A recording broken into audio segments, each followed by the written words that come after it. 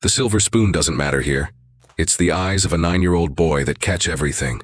Brown eyes too large for his thin face, filled with a concentration no child should have to carry. Peter is sitting in a simple wooden chair in the service quarters, that forgotten corner of the mansion, where the marble gives way to worn tiles and peeling paint. The air there is heavier, smelling of disinfectant mixed with old dampness, a sharp contrast to the expensive perfume floating through the main halls. In front of him is Clara, 50 years of hard work visible in her calloused hands, and a smile that forces nothing. Her blue uniform is clean but wrinkled at the elbows, ironed in a rush that morning. She doesn't have a magic wand.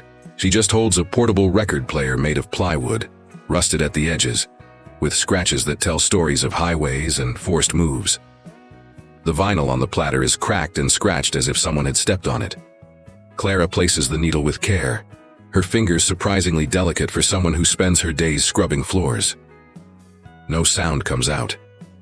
The silence is absolute, as it has always been in Peter's life. But then she takes his small hands and places them on the wooden casing of the device.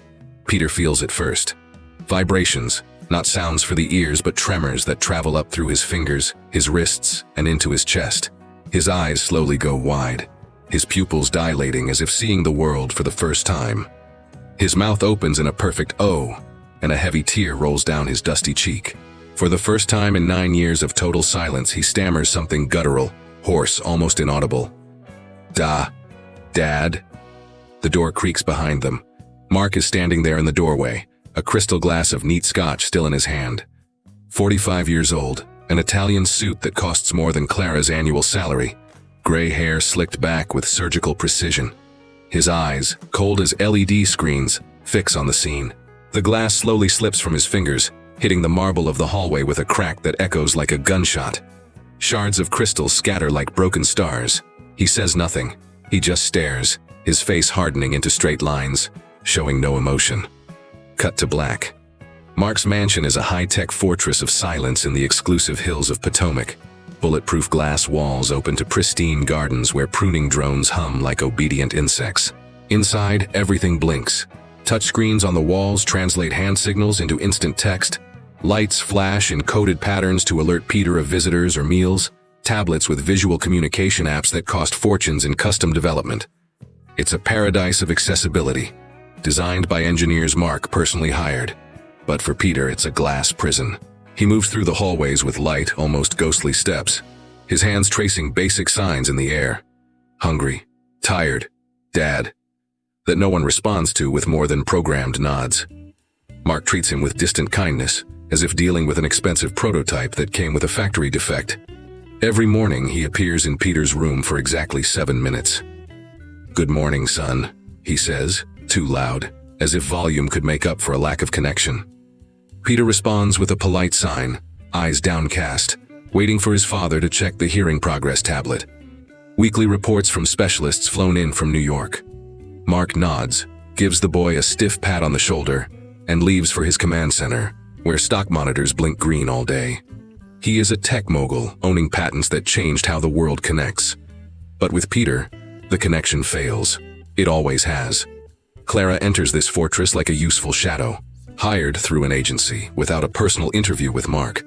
She arrives at 6 in the morning, a blue uniform identical to 5 other cleaners on rotation. But Clara is different because she observes. While she scrubs the library floor, she notices Peter's toys piled in a corner. An untouched drone, dusty educational tablets, a high-tech teddy bear that speaks in sign language through sensors. On the main living room wall, an empty space screams an absence. Where family photos should be, there is only a digital screen displaying market trends. She doesn't comment. She works in silence, her rolling bucket squeaking behind her. Peter sees her for the first time on the second day. He is in the hallway, tracing signs in the air for himself, practicing words he will never hear. His eyes stop on her when Clara passes by, carrying a box of cleaning supplies. He follows her, silent bare feet on the cold marble, curiosity shining in his thin face. She enters the service room, that basement cubicle with a twin bed and a cracked sink. Peter stops at the door, hesitant. Clara turns and sees the boy. She doesn't shoo him away.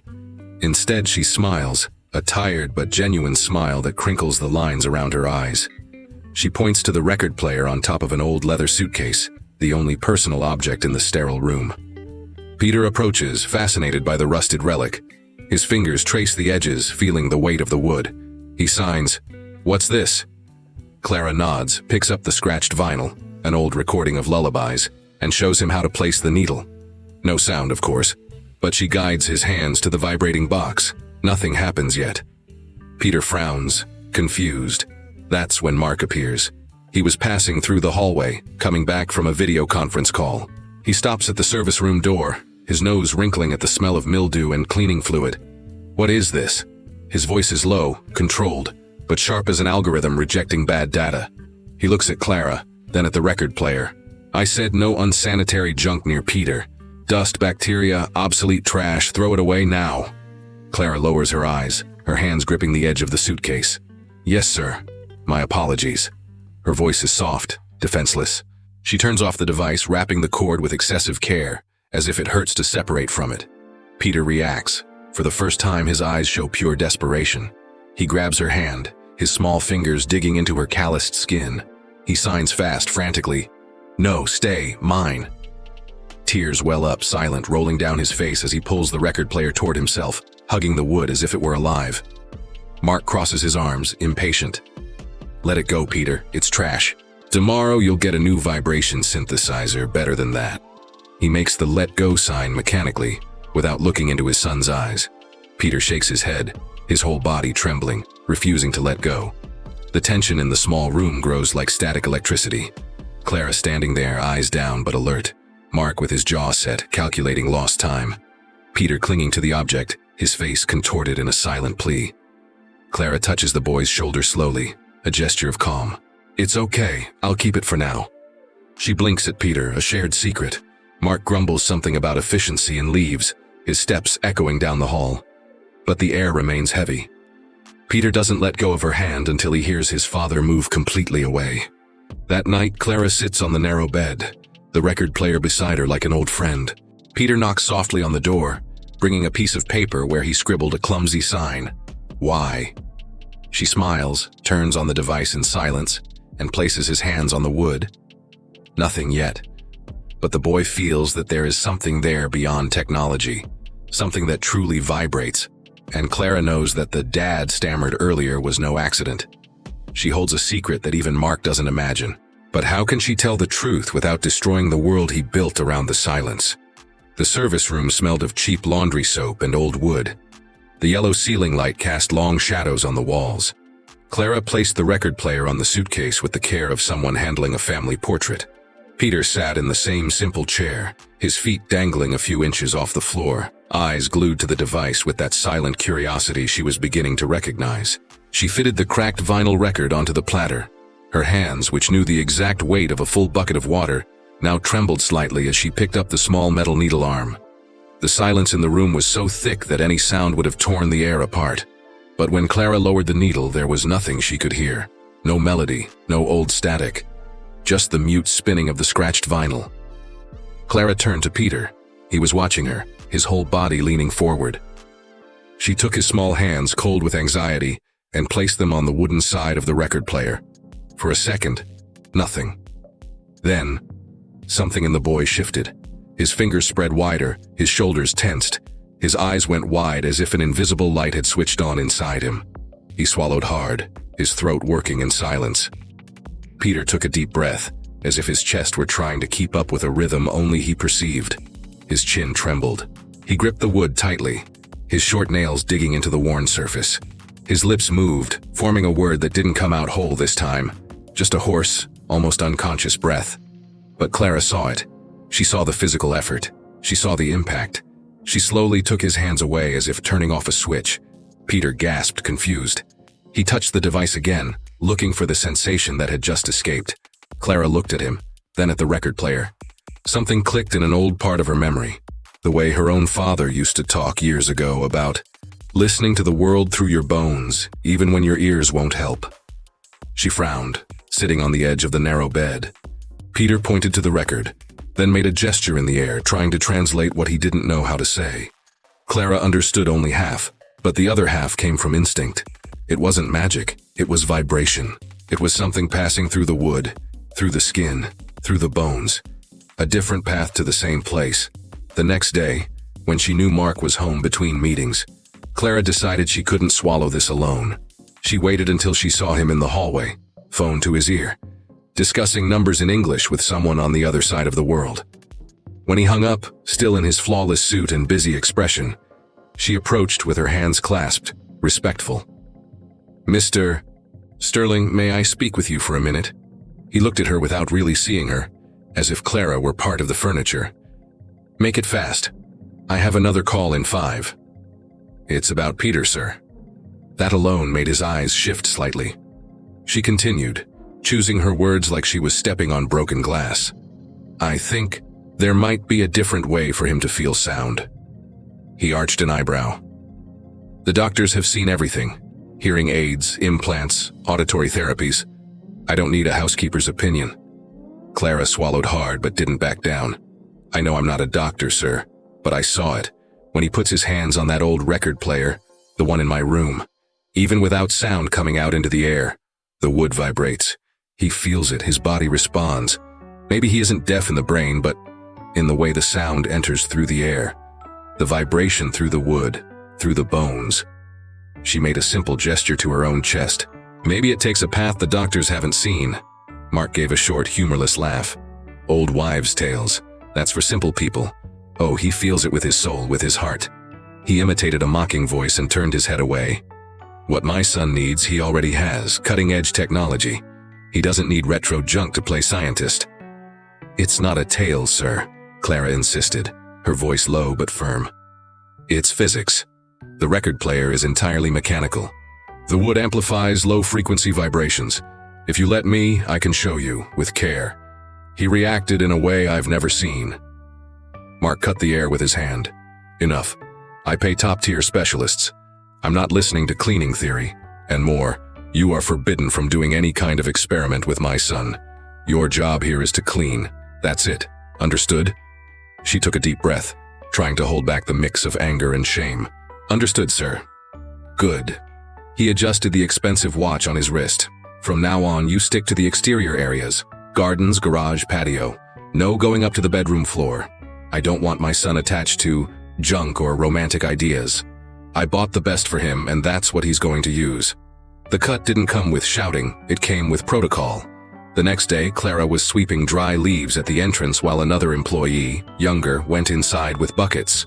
The glass doors leading to the bedroom hallway now required a special badge she no longer had. She saw Peter from a distance sometimes, through the window, a small silhouette sitting in front of a giant screen full of colorful icons. He touched the glass with his palm, as if testing if anything still existed on the outside. As the weeks passed, Clara noticed the difference. Before, Peter would show up at the service room door at least once a day, curious, his eyes traveling through her small universe. The old suitcase, the record player, a faded portrait. Now, he disappeared. He walked through the garden less, leaving his toys inside. On the rare occasions Clara saw him accompanying a speech therapist across the lawn, his gaze seemed more distant, sunk into a point that didn't exist. He was regressing in silence, fewer hand signals, less expression on his face. Only his eyes sometimes swept the ground looking for something no one was willing to offer. On a muggy afternoon, Clara was in the garage, the smell of gasoline and rubber filling the space. The concrete floor had marks from expensive tires and forgotten drops of oil. She was sweeping the darkest corner when the broom hit something hard, hidden behind a metal shelf. She pushed the cardboard boxes aside with an effort. Dust rose, making her cough. Behind them, an old world was sleeping. Boxes with Mark's father's name, handwritten in black ink, already faded. She pulled out a lighter box and opened it. Inside, classic vinyl records, covers slightly yellowed with photos of orchestras, voices of singers from another era. In another smaller box, she found something more specific. A technical manual, thick paper, navy blue cover, with the exact drawing of the model of the record player she kept in her room. The same calibration knob, the same metal arm, the same brand faded by time. Clara sat on the garage floor, the broom aside. She leafed through the manual, her eyes skimming technical terms that vaguely reminded her of the old pamphlets her own father liked. Diagrams of the inside of the device, arrows pointing to the resonance chamber. A title caught her eye in smaller letters. low-frequency resonance and conduction through solid surfaces. She ran her finger slowly over those words, even without understanding everything. But she understood enough. It wasn't superstition. It wasn't a dream. There was science there, there was an explanation, and if there was an explanation, there was a chance. At that exact moment, above her, Peter was sitting in front of another expensive tablet, repeating exercises that made no sense to a brain that never saw sound arrive through the right path. Mark looked at a graph of minimal progress, sighing in frustration, blaming genetic bad luck, never his own inability to hear what didn't come from a screen. Clara closed the manual slowly, her heart racing. Now she had something in her hands that Mark couldn't dismiss as simple people's tales so easily. But she also knew any wrong step could cost the little access she still had to that boy's world. And on the cold garage floor, surrounded by dusty memories of a man long gone, she held that old book against her chest like a key. A key that might open a crack in the wall of silence built around Peter. The speech therapist's office was in a glass and steel building in the heart of the city, where the air conditioning was so cold, Clara felt her body lose heat while she waited. She had the manual tucked in her bag, with notes in small handwriting in a notebook she brought from home. 3 months observing Peter. 3 months recording every reaction. When she placed his hand on the vibrating wood, he would blink. His lips would move. His shoulders would relax. There was a pattern. There was science. The specialist called her after 40 minutes of waiting, and his eyes were already dropping to his watch before Clara even sat down. He was young, mid-30s, with that kind of confidence that comes from an expensive education. Designer glasses, Swiss watch, that breath of someone who drinks gourmet coffee. "So, you're saying you have an observation about one of Mr. Sterling's patients?" He flipped through the manual with 2 fingers, as if touching something dirty. "I'm sorry, but I can't help you. Ethical issues, professional confidentiality." "It's not about Mr. Sterling." Clara took a deep breath, trying to find the right words. "It's about the boy, Peter. I think his diagnosis might be incomplete. I've seen him react to mechanical vibrations at low frequencies. If we could explore that, maybe..." The doctor raised his hand. "With all due respect, who are you?" He looked at her like one examines an insect under a microscope. "I'm a housekeeper, but I observe. I see things that..." "Exactly. You're a housekeeper." He returned the manual to the desk as if handing back a piece of trash. "Mark Sterling is one of the wealthiest men in this country. He sent his son to the best clinics, renowned therapists, state-of-the-art equipment. If there were a different way to help that boy, believe me, they would have found it. With all the money he has, do you think he'd let a maid discover what 1,000 specialists couldn't?" Clara felt the shame burning her cheeks. She left that office with the manual still in her bag, and a humiliation as sticky as cold sweat. She tried another, and another. A physicist at a university listened to her for almost 3 minutes before explaining that medical acoustics is a complex field, and suggesting she seek appropriate professional help. An otologist laughed, literally and openly. "If the great Mark Sterling, with all his fortune, didn't cure his son, you think you're going to do it with an old record player? Give up the fantasy, dear." The doors were closing, not with shouting, but with polite smiles and fingers pointing toward the exit. No one without credentials was heard. No one poor enough to have no legal defense deserved real time. But Clara had something those doctors didn't. She saw Peter every day. Or rather, she rarely saw him now. But when she did, his eyes begged. So she did what any desperate person would do. She started meeting him secretly. There was a small corner in the mansion's garden, behind the glass greenhouse where Mark grew expensive plants that a landscaper remodeled every season. It was there that Peter sometimes appeared during rest time, that interval between morning therapy and lunch. Clara began working the garden at that hour, with her broom, just to be near. One afternoon, Peter arrived early. She looked around. The high-tech nanny was inside, checking the health monitors Mark had installed in every room. Clara ran to the service room and came back with the record player hidden under a cleaning cloth. They sat behind the greenhouse where the large leaves of the expensive plants created shade. The air smelled of damp earth and hot glass. She turned on the device slowly. The record started spinning in silence. Then she took a broken broom handle she had kept. She pressed one end against the vibrating side of the record player. The other end, she positioned delicately against Peter's temple, against his jaw, against his chin. The boy froze, waiting. Clara whispered slowly, exaggerating the movement of her lips. Peter. Peter blinked several times, his eyes focused on her lips with an intensity that seemed to want to suck in every movement. His own mouth began to move, clumsily, trying to copy. Peter. It wasn't perfect. There was a hoarse sound like someone screaming underwater. But there was something. A try. A neurological effort that no educational tablet had managed to extract.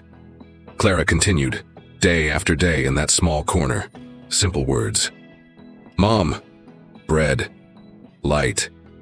Peter's body began to respond in ways it hadn't before. His lips gained precision. There were micro-movements in his eyes that suggested a different kind of concentration, as if he were listening with his whole body. On one particular day, when Clara whispered, Clara, Peter looked straight at her, and his lips formed the word. Incomplete, but recognizable. Clara. His hands reached for hers in the damp earth. Tears streamed from both their eyes. But there is always someone watching. Always. The digital nanny, hired by Mark to monitor Peter's life in real time, noticed patterns, altered schedules, Peter going off routine. She reviewed the garden security cameras. Yes, there were cameras in every corner, even the garden, invisible but vigilant like eyes. She saw Clara and Peter behind the greenhouse. She saw the record player. She saw the broom handle functioning as an unlikely conduction device.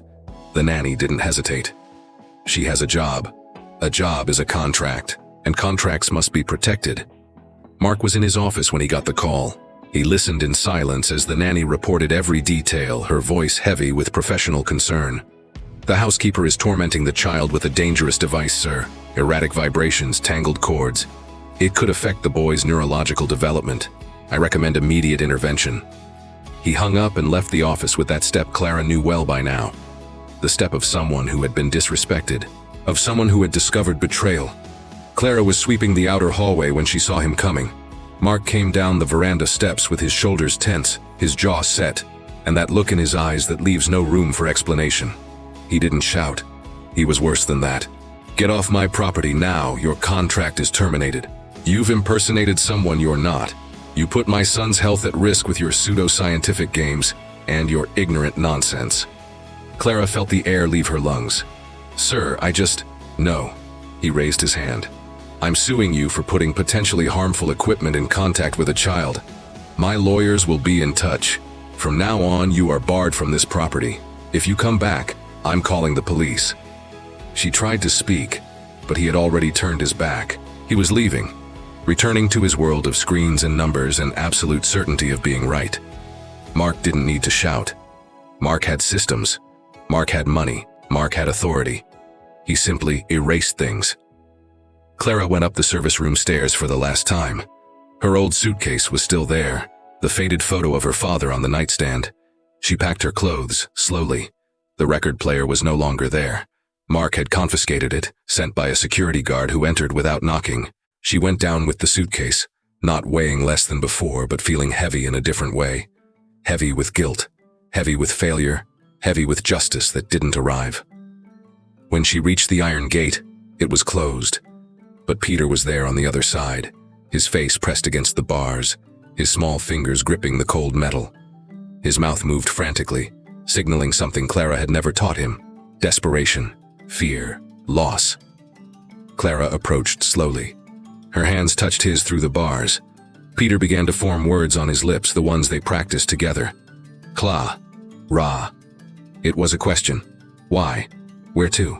Come back? She tried to smile but failed. Tears came even though she didn't want them to. I have to go, Peter, but you're going to be okay. He shook his head furiously. His fingers gripped the bars as if he could pull them out. His whole body protested. And then, with the precision of someone who learned even through impossible obstacles, he formed with his lips, silently, but with absolute clarity, the word she tried to teach. Kla. Ra. Clara saw it. She saw it perfectly. Lip reading was working. The boy was learning. The progress was as real as any report from an expensive specialist. But now it's all lost. The record player confiscated. Access cut off. Kindness punished. She placed her hand on the cold bars of the gate, and Peter placed his on the other side. They didn't touch, but they were so close they almost reached each other. The suitcase fell from Clara's other hand. The Uber she called waited on the street. She turned and walked away without looking back, while Peter remained pressed against the gate, tears flowing freely down his face, forming silent words no one heard, in a language only two hearts knew. The old electronics shop was in a side street in the outskirts of the city, between houses that were once important and now hibernated in the obscurity of forgetfulness. Clara entered with the rusted manual and desperation planted on her shoulders like a load. The owner was a man in his 70s, a magnifying glass hanging around his neck, hands that knew the internal cartography of dead machines. His name was Robert, though he preferred to be called Old Bob by the few who visited him. She showed him the model of the record player, the photos she had taken secretly before Mark confiscated it. Old Bob took the images with care, like one touches a sleeping child. His eyes scanned every detail: the calibration knob, the peculiar position of the arm, the wooden box with complex internal chambers drawn. "This here isn't a common record player." His voice was hoarse, smoked from cigarettes he had quit 20 years ago. "It's a prototype. Studio calibration." He turned to a shelf full of yellowed catalogs. He leafed through with his finger until he found a page with black and white images. "Look here, model PS40, manufactured by Sterling Acoustics. Only 12 units made before the company closed. Early 70s. Clara felt something click in her mind. Sterling Acoustics? Yeah, an acoustic research firm. Created by the grandfather of some millionaire, I think. Then the grandson sold it all to a multinational and became a technocrat. Left audio research behind. Went into digital modern stuff. The story I hear is that he buried the past completely. Even the old patents were sold and deactivated." Old Bob handed back the catalog. "Why are you looking for this?" Clara didn't answer right away. She just took the manual and the catalog, paid an amount she barely had, and left carrying pieces of a puzzle no one else wanted to put together. In Mark's corporate building, on the 35th floor, where the walls breathed air conditioning and the windows reflected the sky like a mirror that never blinks, Clara entered without notice. The receptionist tried to stop her, but Clara walked with purpose, and purpose cuts through excuses like a blade. Mark's secretary stood up from the desk, protesting, but she was already opening the door. Mark was in a video conference, a large screen showing the faces of executives, numbers in 3 different currencies flashing in real time. He stood up, furious at the broken protocol. "Get out of my office. Now. You shouldn't even be in this building. I'm not leaving." Clara placed the manual, the catalog, and documents she had managed to print at a copy shop on the glass desk. "Because you already know why I'm here, and you're afraid of it." Mark turned off the video conference with a click. The room went into absolute silence, the kind of silence only money can buy. He leaned back in his expensive chair, watching Clara like a predator watches something very small and very persistent. "You're trespassing. I'm calling security." "Sterling Acoustics." Clara ignored the threat. "Your grandfather's first company. Research in acoustics. Your grandfather developed a series of frequencies that could recreate auditory processing through bone conduction. Prototyping, calibration, everything. Then you sold it. For how much? 100 million? 200? Mark didn't answer, but his face shifted by millimeters. The corner of his eye twitched. His hand gripped the chair arm. "Your wife." Clara took a deep breath. "Peter's mother. She was a researcher too, wasn't she? She worked on some of the audio projects. She got pregnant with Peter while you were developing the prototypes, while you were testing ultrasonic frequencies in enclosed environments. And she took notes. She suspected that her prolonged exposure during pregnancy might have caused Peter's congenital deafness. It wasn't a genetic accident. It was your professional negligence." Mark slowly stood up from his chair. "Get out." She documented everything. She wrote about how specific frequencies, particularly the ones your prototype emitted, could damage a developing fetal auditory nerve. She proposed you stop the tests while she was pregnant, that you warn researchers at other institutions, that you publish the findings. Clara's voice didn't have anger now. It had only cold fact, like someone reading an autopsy out loud. "But you didn't do any of that, because the multinational was offering a fortune, because publishing would have destroyed the sale, because admitting it would have caused lawsuits. So you silenced her. You silenced the research. You sold the company and the patents, and you buried the past of Sterling Acoustics so deep that today no one even knows it existed." Mark walked to the window, his back to Clara. The whole city stretched out below him, beautiful and indifferent. And when Peter was born deaf, it was convenient, wasn't it? You could blame nature. You could spend fortunes on digital technology, on treatments, on everything except the truth. Because the truth implied guilt. It implied responsibility. It implied admitting that the record player you call trash, junk, unsanitary waste is actually the only key that can unlock your own son's hearing. It's the exact frequency his mother discovered, the frequency that could recreate what your negligence destroyed. Mark remained motionless, a silhouette against glass. Peter started vocalizing when he touched that device. He started reading lips.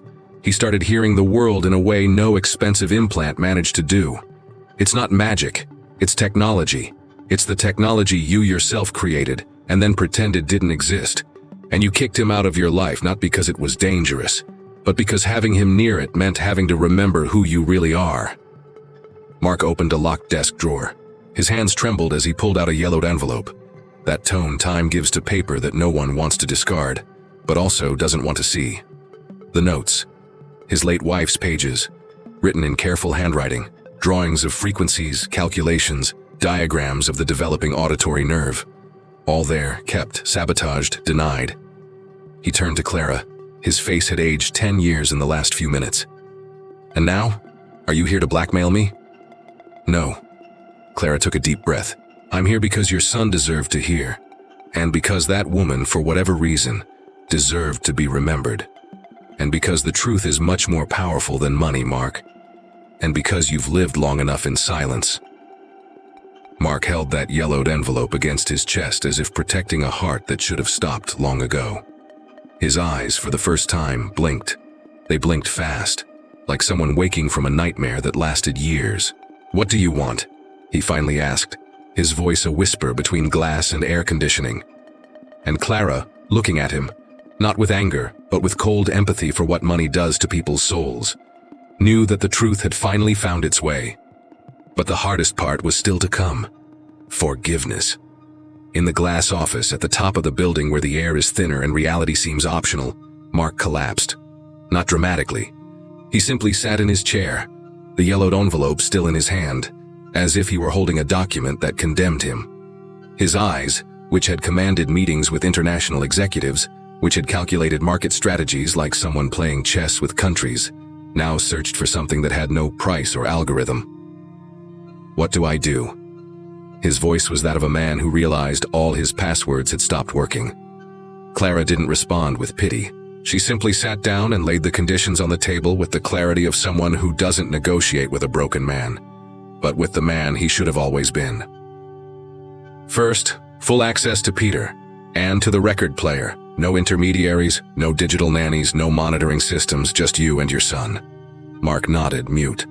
Second, hire an ethical and independent medical team. Not those specialists you paid to say there was no solution. Real people. People who will study the phenomenon based on your wife's notes. Legitimate, scientific. He nodded again. Third, I coordinate all of this. I'm not a housekeeper anymore. But I'm not your employee either. I'm the person responsible for bringing your son back to the world. Mark looked at her. For the first time, his eyes seemed to truly focus on the person in front of him, not through her. Why are you doing this? Because Peter deserves it. And because you also deserve the chance not to die trapped in what you buried. The changes began the following week. The record player was recovered, carefully restored by old Bob, the shop owner, who worked for weeks to put every component exactly where it should be. The calibration frequency was tested, validated, and documented. A team of researchers, including a neurobiologist from Boston who had published papers on alternative hearing pathways, began working with Peter systematically. The first sessions were simple. Peter sat in the familiar chair, now inside a small clinic Mark set up in the mansion's annex. Clara turned on the record player. Peter placed his hands on the wood and felt it.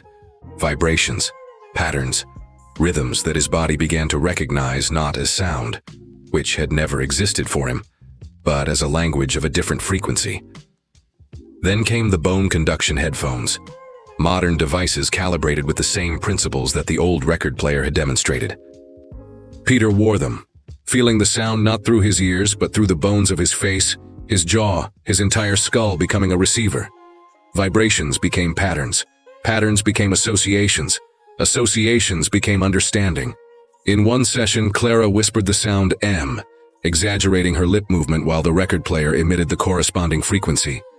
Peter closed his eyes, concentrated. His hand reached up and touched Clara's face, seeking to understand through touch how the M shape was formed.